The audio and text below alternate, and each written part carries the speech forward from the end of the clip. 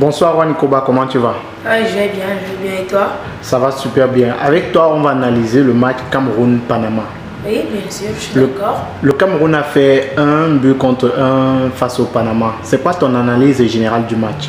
Oui, mon analyse générale du match, en fait, c'était que le match des Lions indomptables était acceptable en vue de l'adversaire, puisque, logiquement, c'est pas si on fait 1-1 face au Panama qu'on va vaincre la Suisse. Donc, pour moi, l'équipe nationale du Cameroun doit encore beaucoup travailler pour pouvoir aller loin dans cette Coupe du Monde. Il y a plusieurs lacunes durant ce match, notamment au milieu de terrain, où Franck Zambouangui, ça n'a pas été assez influent sur moi. Il n'a pas suffisamment fait parler de son expérience et de sa technique. En attaque, oui, on avait les occasions, mais on n'avait pas la finition. Et c'est ce qui risque de nous faire défaut durant cette Coupe du Monde, puisqu'on a besoin de joueurs cliniques pour conclure les actions.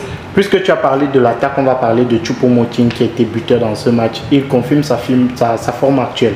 Oui, Choupo-Moting, plusieurs matchs ne passent sans qu'il ne marque. Rappelez que Eric Maxime Choupo-Moting est bien sûr l'attaquant le plus efficace du Bayern de Munich depuis son retour. Donc je crois que après sa blessure, il ne voulait pas rester hors des caméras. Alors il voulait faire que le coach Rigobert pense à lui, donc en vue de ses performances.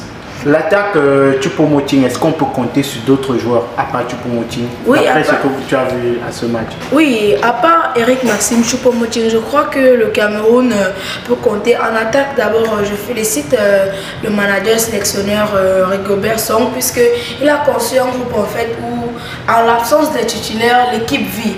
On a par exemple vu, après la sortie de Vincent Aboubakar, Choupo-Moting a bien fait le travail, vous êtes d'accord avec moi. Après la sortie de Karl Toko et Kambi, Koudou, il a bien fait le travail, il produisait du jeu. Donc en défense aussi, après la sortie de Nicolas Nkoulou, on a bien vu que Christopher O était à l'aise sur le terrain. Donc je crois que sur ce niveau-là, le sélectionneur manager de l'équipe nationale, Rigobert Song, a formé un groupe, comme le président de la fédération le voulait, un groupe humainement bon, et un groupe qui veut vivre ensemble, un groupe qui a plusieurs qualités, ce qui fait que même à l'absence des titulaires, le groupe reste tonique. Puisque tu as parlé de Nicolas Nkoulou, il faisait partie des grandes inquiétudes à l'approche de cette Coupe du Monde. Est-ce que d'après toi, il a été efficace? Oui, bon, Nicolas Nkoulou, il a réalisé un match moyen pour moi, puisque c'est pas son meilleur match, si je peux le dire comme ça. Nicolas Nkoulou nous a habitués à mieux.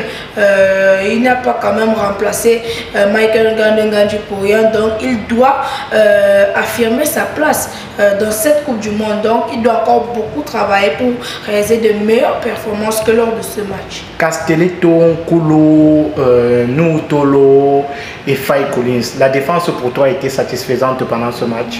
La défense a été satisfaisante, mais de mon humble avis, je crois que s'il faudrait modifier quelque chose dans cette défense, je crois que ce sera sur le côté droit, puisque bon, Faye Collins, je ne crois pas qu'il ait cette capacité à contenir les grands attaquants. En fait, par exemple, quand on va jouer contre le Brésil, il est sur le côté droit, ce qui veut dire qu'il sera opposé aux joueurs comme Vinicius Junior, qui est l'un des meilleurs ailiers gauche du monde. Donc je ne crois pas que Faye Collins puisse encaisser ces attaques-là. Donc je crois que le Cameroun peut tester autres joueurs pour voir comment ça va se présenter. Zambouangui, dans cette Coupe du Monde, a également fait parler avant cette Coupe du Monde. D'après toi, quel a été son rendement? Tu as d'ailleurs dit tout à l'heure qu'il n'était pas suffisamment bon. Oui, Zambouangui, ça doit hausser son niveau de jeu, doit hausser son volume de jeu, puisque je ne le vois pas assez influent. Olivier Nthiam, par exemple, dans ce match, je l'ai beaucoup mieux vu, je l'ai vu dans les pressings. Je crois que pour le moment, Zambouangui, ça perd un peu trop bêtement les ballons, il rate certains passes faciles et il en fait un peu trop dans les dribbles. C'est vrai qu'il est très technique, mais il y a certains moments où il faut quand même baisser le ton.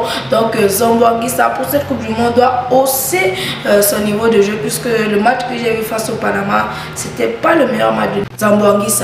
Et en général, le milieu de terrain?